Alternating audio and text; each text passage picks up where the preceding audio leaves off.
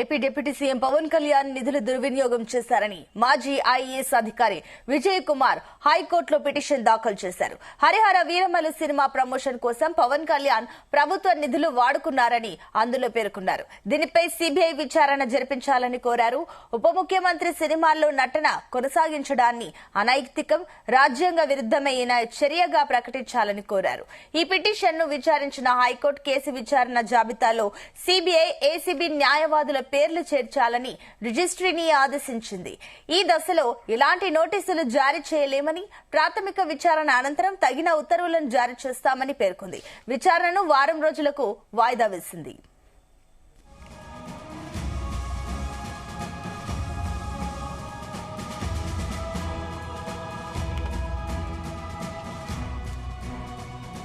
Right, ఇదే అంశానికి సంబంధించి మరిన్ని డీటెయిల్స్ మా కరెస్పాండెంట్ యశ్వంత్ అందిస్తారు. Yashwant, AP deputy CM Pawan Kalyan చిక్కుల్లో పడ్డారంటే అవునని చెప్పుకోవచ్చు. ఏదైతే ఆయన నటించినటువంటి హరిహర వీరమల్ల మూవీ ప్రమోషన్ ని ప్రభుత్వం నిధులు దుర్వినియోగం చేశారంటూ కూడా మాజీ ఐఏఎస్ హైకోర్టులో పిటిషన్ దాఖలు చేశారు. దీనిపై కూడా సిబిఐ తో కూడా విచారణ కోరుతూ ఈ దాఖలు అయితే ప్రధానంగా పిటిషన్ లో కోరుకున్నారు. ఇదే ఇలా ఉండగానే గతంలో కూడా ఏదైతే సినిమాలో నటించినటువంటి హీరోయిన్ నిధి అగర్వాల్ ప్రభుత్వ వాహనం ఇచ్చిన వివాదం కూడా జరుగుతుండడం, మళ్ళీ ఒక వివాదం కూడా తెరపైకి రావడంతో కూడా సినిమా సంబంధించినటువంటి అన్ని కూడా ప్రభుత్వం నుంచి దుర్వినియోగం చేశారని చెప్పేసి అయితే కూడా వాదనలు వినిపిస్తాయి. దీనిపై కూడా ప్రత్యేకంగా చూసినట్టయితే మాత్రం దీన్ని మాజీ ఐఏఎస్ విజయ్ కుమార్ హైకోర్టులో కూడా పిటిషన్ వేశారు. ఈ పిటిషన్ కూడా హైకోర్టు సోమవారం అయితే విచారణ జరిపింది. ఈ కేసులో కూడా విచారణ జాబితాలో కూడా సిబిఐ, ఏసీబీ న్యాయవాదుల పేర్లు చేర్చాలని చెప్పేసి అయితే కూడా హైకోర్టుని రిజిస్టర్ ఆదేశించింది. విచారణ కూడా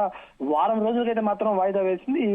ఈ పిటిషన్ తరపు లాయర్ బాల ప్రతివాదులకు కూడా నోటీసులు ఇవ్వాలని చెప్పేసి అయితే కోరారు. అయితే ఆ కోర్టుకు ఈ దశలో నోటీసులు ఇవ్వలేమని స్పష్టం చేసింది. అయితే ఈ పిటిషన్ అయితే ప్రాథమిక విచారణ తర్వాత తగిన ఉత్తర్వులు ఇస్తామని చెప్పేసి అయితే కూడా హైకోర్టు తెలియజేసింది. ఈ మేరకైతే మాత్రం జస్టిస్ వెంకట జ్యోతిరాయ్ కూడా ఈ మేరకైతే మాత్రం ఉత్తర్వులు అయితే ఇచ్చారు. ఈ పిటిషన్ అయితే మాత్రం ప్రధానంగా చూసినది మాత్రం హరిహర వీరమల్ల సినిమా ప్రమోషన్ కోసం ప్రభుత్వం నిధులు దుర్వినియోగం అని చెప్పేసి అయితే పిటిషనర్ ఏదైతే ఆరోపిస్తారో దీనిపై కూడా సిబిఐ విచారణ జరపాలని కోరుతున్నారు.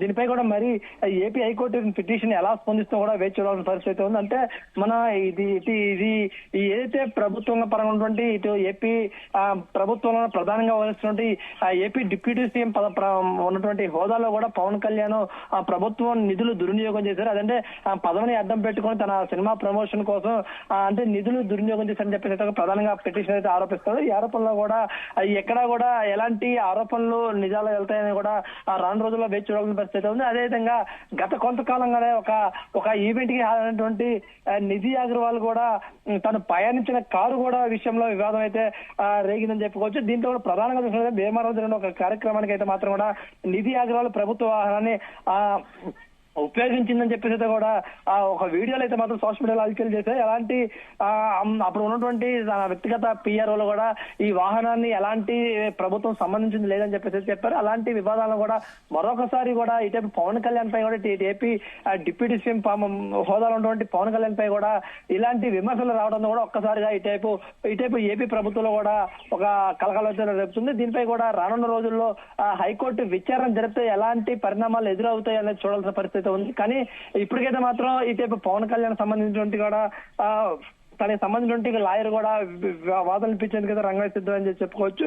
అదేవిధంగా చూసుకున్నట్టయితే మాత్రం కూడా దీనిపై అయితే మాత్రం పిటిషన్ అయితే కరాఖండిగా చెప్తున్న పరిస్థితి దుర్వినియోగం, ప్రజల నిధులను దుర్వినియోగం చేశారు. అంటే ప్రభుత్వం ఏదైతే ప్రజలు ట్యాక్స్ పరంగా డబ్బులు చెల్లిస్తారో వాటిని కూడా ఇటు ప్రభుత్వానికి ఉపయోగించాల్సి తన వ్యక్తిగతంగా నటించినటువంటి సినిమాకి అతను ఈ నిధులు ఉపయోగించాడని చెప్పేసి అయితే కూడా ఇటు పిటిషనర్ ప్రధానంగా ఆరోపణలు చేస్తారు. అదేవిధంగా కూడా దీనిపై కూడా ఇప్పటికే కూడా హైకోర్టు అయితే కూడా నోటీసులు అయితే నిరాకరణ అయితే జారీ చేసింది. కానీ విచారణ అయితే మాత్రం వాయిదా వేసింది. దీనిపై కూడా పూర్తి విచారణ వారం రోజుల్లో అందించాలని చెప్పేసి అయితే కూడా ఇటు కోరింది. దీనిపై కూడా మరి దీనికి అధికార యంత్రాంగం ఏ విధంగా సహకరిస్తుందో అనేది కూడా వేచి చూడాల్సిన పరిస్థితి ఉంది. కానీ ఒక పక్క కూడా ఎలాంటి దుర్వినియోగం చేయలేదని చెప్పేసి అయితే మాత్రం ఇటు పవన్ కళ్యాణ్ సంబంధించిన వ్యక్తిగా చెప్తున్నప్పటికీ కూడా కానీ ఇటుపై మాజీ ఐఏఎస్ అయితే మాత్రం ప్రభుత్వం నిధులు ప్రత్యేకంగా వినియోగించారు అని చెప్పేసి అయితే కూడా ఇటువైపు అయితే చెప్తున్న పరిస్థితి కూడా ఉంది. కానీ ఈ విచారణ అయితే మాత్రం వారం రోజుల్లో కూడా